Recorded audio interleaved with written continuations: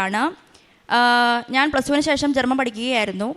അപ്പം ഞാൻ ജർമ്മൻ കോഴ്സിന് ശേഷം ഞാൻ സ്ലോട്ട് എടുക്കാൻ നോക്കി. സ്ലോട്ട് എടുത്തിട്ട് ഭയങ്കര ബുദ്ധിമുട്ടായിരുന്നു, കിട്ടുന്നില്ലായിരുന്നു. പിന്നെ ഞാൻ അതിനുശേഷം മാതാവിനോട് പ്രാർത്ഥിച്ചുകൊണ്ടേയിരുന്നു. അപ്പോഴത്തേനും എനിക്ക് സ്ലോട്ട് കിട്ടി. പിന്നെ അതിനുശേഷം ഞാൻ എക്സാം എഴുതാൻ പോയി. എക്സാം എഴുതിയപ്പം വലിയ ബുദ്ധിമുട്ടൊന്നും ഉണ്ടായിരുന്നില്ല, എനിക്ക് അത്യാവശ്യം എഴുതാൻ സാധിച്ചിരുന്നു. അപ്പം ജയിക്കുമെന്നാണ് ഞാൻ വിചാരിച്ചത്. പക്ഷേ റിസൾട്ട് വന്നപ്പോഴത്തേനും ഞാൻ ജയിച്ചില്ല. പിന്നെ അതിനുശേഷം ഞാനിവിടെ വന്ന് മാതാവിനോട് ഇവിടെ വന്ന് പ്രാർത്ഥിക്കാമെന്ന് വിചാരിച്ചു, ഉടമ്പടി എടുത്ത് പ്രാർത്ഥിക്കാമെന്ന് വിചാരിച്ചു. പിന്നെ ഞാൻ നിബന്ധനകളെ പാലിച്ചു പോന്നു. അതിനുശേഷം ഞാൻ വീണ്ടും പോയി എക്സാം എഴുതി. എക്സാം എഴുതിയപ്പോഴത്തേനും എനിക്ക് വീണ്ടും റിസൾട്ട് വന്നു. ഞാൻ പ്രാർത്ഥിച്ചുകൊണ്ടൊക്കെ ഇരുന്നു, പക്ഷേ എനിക്ക് എക്സാം പാസ്സാവാൻ സാധിച്ചിരുന്നില്ല. പിന്നെ അപ്പോഴത്തേനും എനിക്ക് വിഷമമായിരുന്നു. എങ്കിലും എനിക്ക് മാതാവിനൊരു വിശ്വാസം ഉണ്ടായിരുന്നു.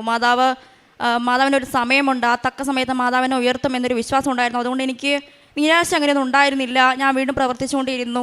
ഞാൻ വീണ്ടും പത്രപ്രവർത്തനമൊക്കെ പരിശുദ്ധ പ്രവർത്തനമൊക്കെ അതേപോലെ തന്നെ അതേ ശക്തിയിൽ ആദ്യം ഉടമ്പടി എടുത്തിരുന്ന ആ ഒരു അതേ തീക്ഷ്ണതയോടുകൂടി തന്നെ ഞാൻ പത്രം വീണ്ടും കൊടുത്തിരുന്നു. പിന്നെ അതിനുശേഷം ഞാനിവിടെ ഉടമ്പടി പുതുക്കാൻ വന്നു.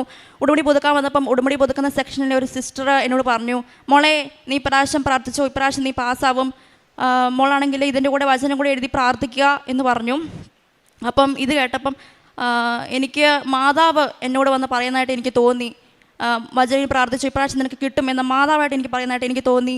അതുപോലെ തന്നെ മറ്റൊരു അനുഗ്രഹം എനിക്ക് ഇതോടൊപ്പം ലഭിച്ചത് മാതാവിൻ്റെ രൂപം എനിക്ക് കൈകളിൽ ഏന്താനും എനിക്ക് സാധിച്ചു. അപ്പോഴത്തേനും എനിക്ക് വിശ്വാസം വന്നു, മാതാവിനെ ജർമ്മനിലേക്ക് കൊണ്ടുപോകും എന്നൊരു വിശ്വാസം എനിക്ക് വന്നു. അങ്ങനെ ഞാൻ പോയി എക്സാം എഴുതി. അപ്പം എക്സാം എഴുതാൻ പോയപ്പം ഞാൻ കാശുരൂപം കുത്തിയാണ് ഞാൻ പോയത്. അതുപോലെ തന്നെ തൈലം നെറ്റിയിൽ പൂശിയിട്ടും അതുപോലെ തന്നെ വെഞ്ചരിച്ച ഉപ്പ് അവിടെ എല്ലാം എക്സാം ഹോളിൽ വിതറിയിട്ടുമാണ് ഞാൻ എക്സാം എഴുതിയത്. അപ്പോൾ എക്സാം എനിക്ക് കുറച്ച് ടഫായിരുന്നു, പക്ഷേ റിസൾട്ട് വന്നപ്പോഴത്തേനും എനിക്ക് പാസ്സാകാൻ സാധിച്ചു.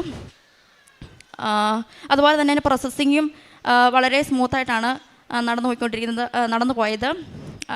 എനിക്ക് വിസ കിട്ടി.